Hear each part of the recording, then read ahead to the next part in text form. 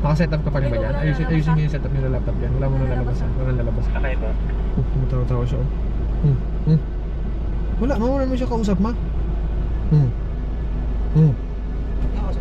Wala. Okay daw. Sabi mo ka din, Joshua, wala kausap daw siya. Joshua, walang kausap yan, Joshua, ha? Hindi kami kausap niya na baka kami yung nakausap ko. May wala siya kasama sa likod? Aba. Wala kanya Wala. tatanong kasama?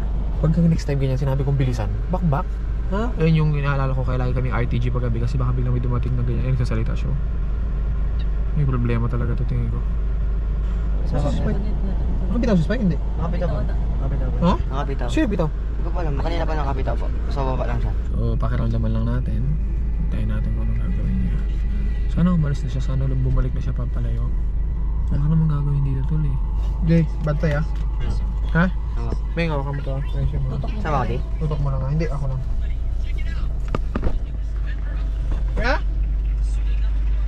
Ha? Ha? Ay! Bakit? Wala kang aso?